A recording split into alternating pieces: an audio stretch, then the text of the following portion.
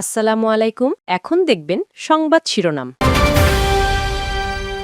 জুলাই অভ্যুত্থানে শহীদ আবু সাইদের কবর জিয়ারত করলেন তারেক রহমান। রংপুর ঈদগাহ মাঠের জনসভায় রাখবেন বক্তব্য। বিপুল নেতাকর্মী সমর্থকের উপস্থিতি।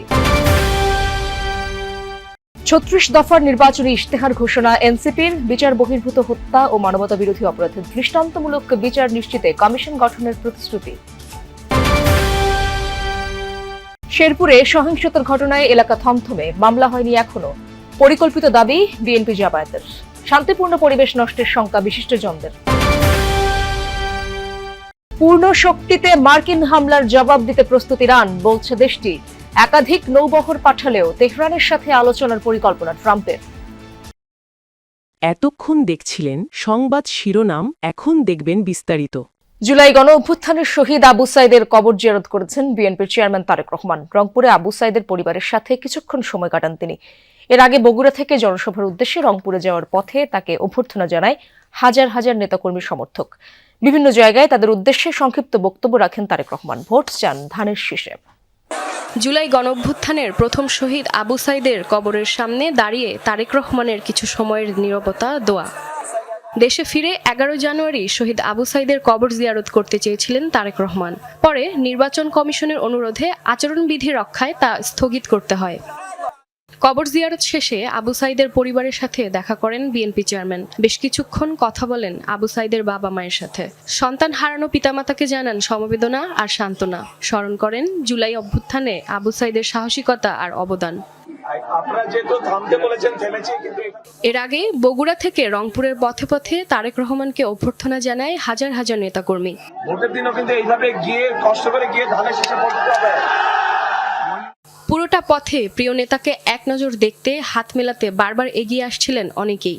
স্বতঃস্ফূর্ত তারেক রহমান বেশ কয়েকবার বাস থেকে নেমে সাড়া দেন সেই আহ্বানে। জয়যুক্ত করবে ইনশাআল্লাহ। এখনো এসে পৌঁছতে পারেন বিএনপি চেয়ারম্যান তারেক রহমান। সেই বগুড়া থেকে তিনি রওনা হয়ে পথে পথে মানুষের ভিড় ঠেলে মোকামতলায়, গাইবান্ধা, পলাশবাড়িতে খানিকটা পথসভার মতো করে খানিকটা বক্তব্য দিতে হয়েছে ধানের শীষের পক্ষে ভোট চেয়ে। এরপর শহীদ আবু সাইদের কবর জিয়ারত সাক্ষাৎ শেষে তিনি এখন রওনা হয়েছেন এই রংপুর কালেক্টরের ঈদগাহ মাঠের সমাবেশ। এবং সেই পথেও কিন্তু ব্যাপক জনস্রোত এবং খানিকটা বিব্রতকর পরিস্থিতির মধ্যেও পড়তে হয়েছে বিএনপি চেয়ারম্যান তারেক রহমানকে। সেটা এই অর্থে যে পীরগঞ্জে বিপুল সংখ্যক মানুষ সমাগম ঘটেছিল, বিভিন্ন এলাকা থেকে দূর দূরান্ত থেকে এসেছেন তারা। ৩৬ দফা ইশতেহার ঘোষণা করেছে জাতীয় নাগরিক পার্টি এনসিপি। ইশতেহারে নাগরিক অধিকার, নিরাপত্তা, ন্যায় বিচার, নারীর নিরাপত্তা, কর্মসংস্থান, শিক্ষানীতি সহ বেশ কিছু বিষয়কে প্রাধান্য দেওয়া হয়েছে। রাজধানীর গুলশানে এই ইশতেহার ঘোষণা করেন দলের আহ্বায়ক নাহিদ ইসলাম। এ সময় তিনি বলেন, এনসিপি নিজস্ব ইশতেহার দিচ্ছে কারণ তা বাস্তবায়নে বদ্ধপরিকর তারা। দল গঠনের মাত্র 11 মাসের মাথায় এসে জাতীয় নাগরিক পার্টি এনসিপি অংশ নিতে যাচ্ছে ত্রয়োদশ জাতীয় সংসদ নির্বাচনে। নির্বাচনে অংশ নেওয়ার আগে সুশাসন, সংস্কার ও সার্বভৌমত্বর মোটো নিয়ে ৩৬ দফা ইশতেহার ঘোষণা করল তরুণদের এই দলটি। এতে গুরুত্ব পেয়েছে নারী অধিকার, কর্মসংস্থান, শিক্ষানীতি ও জলবায়ু। জাতীয় নাগরিক পার্টি বিশ্বাস করে মৌলিক ও কাঠামোগত সংস্কার ছাড়া। ইশতেহার ঘোষণার শুরুতে এনসিপির মুখপাত্র আসিফ মাহমুদ বলেন, যতটা বাস্তবায়ন সম্ভব ততটাই জনগণকে বলা হচ্ছে। আমরা যদি এখন কমিট করি যে আগামী 5 বছরের মধ্যে আমরা শিক্ষায় এবং স্বাস্থ্যে 5% করে। শেরপুরের ঝিনাইগাতীতে জামায়াত বিএনপি সংঘর্ষে উপজেলা জামায়াত সেক্রেটারি রেজাউল করিম নিহতের ঘটনায় এলাকা এখনো থমথমে, কোনো মামলাও হয়নি। ঘটনাটিকে পরিকল্পিত দাবি করেছেন বিএনপি ও জামায়াতের 2 প্রার্থী। সহিংসতার কারণে সুষ্ঠু নির্বাচনের পরিবেশ নষ্টের আশঙ্কা করছেন বিশিষ্টজনেরা। আয়োজন ছিল উপজেলা প্রশাসনের, আর তাতে অংশ নিয়ে চেয়ারে বসাকে কেন্দ্র করে সংঘর্ষ ও প্রাণহানির ঘটনা। ঘটনাস্থল ঝিনাইগাতী উপজেলা সদর থেকে প্রায় 15 কিলোমিটার দূরের উপজেলা শ্রীবর্দী। সেখান থেকেও বেশ খানিকটা দূরের পথ রেজাউলের গ্রামের বাড়ি। সেখানে শোকাবহ পরিবেশ। আঙ্গিনায় 2 শিশু সন্তানকে নিয়ে বসে আছেন নিহত রেজাউলের স্ত্রী। স্বজনরা চাইলেন বিচার। এলাকার সবাই বলতে পারবে আমার স্বামী কাউকে কোনোদিনও একটা কথা মুখ তুলে উঁচু করে বলে নাই, কাউকে কোনোদিনও কষ্ট দেয় নাই আমার স্বামী। আমি আমার স্বামীর হত্যার বিচার চাই, সঠিকের বিচার আমি চাই, যাতে প্রতিশোধ কিছু আমার আসল হয়। পরবর্তীতে যেন আমাদের মতো দ্বিতীয় কোনো ভুক্তভোগী পরিবার দৃষ্টান্ত না হয় সরকারের কাছে সেই জোর দাবি জানাচ্ছে। গেল 28 জানুয়ারির ঘটনাকে পরিকল্পিত বলছেন ঝিনাইগাতী ও শ্রীবর্দী উপজেলা নিয়ে গঠিত শেরপুর 3 আসনের বিএনপি ও জামায়াতের 2 প্রার্থী পরস্পরের বিরুদ্ধে তুলছেন নানা অভিযোগ।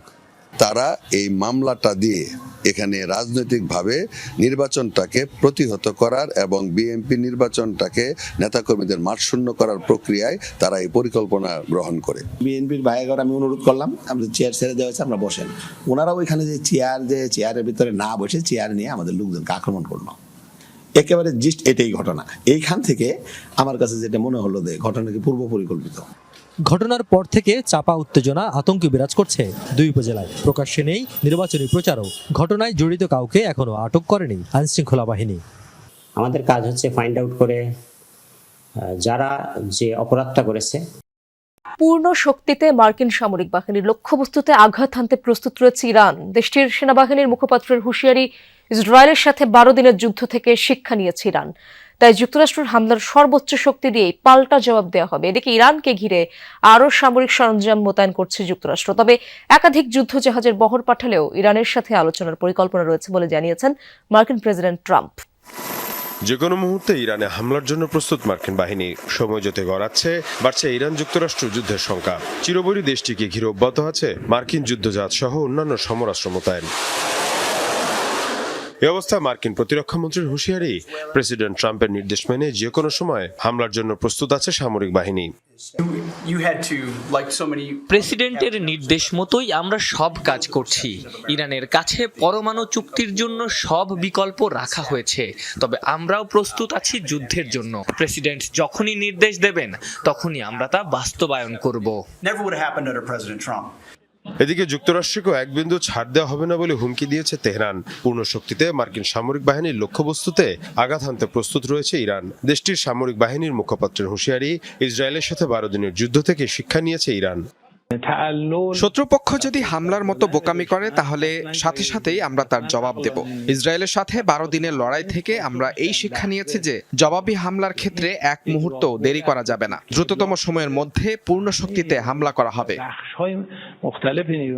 তবে একাধিক যুদ্ধজাহাজের বহর পাঠালেও ইরানের সাথে আলোচনার পরিকল্পনা করছেন মার্কিন প্রেসিডেন্ট ট্রাম্প। বৃহস্পতিবার সাংবাদিকদের প্রশ্নের জবাবে নিজেই এমনটা জানান মার্কিন প্রেসিডেন্ট। আমি তাদের সাথে আলোচনার পরিকল্পনা করছি। ইরানের দিকে আমাদের অনেক বড় ও শক্তিশালী জাহাজ যাচ্ছে, তবে সেগুলো ব্যবহার করা না হলে দারুণ হবে। তাদের আমি 2টি কথা বলেছি, পারমাণবিক অস্ত্র ও বিক্ষোভকারীদের হত্যা বন্ধ করতে হবে।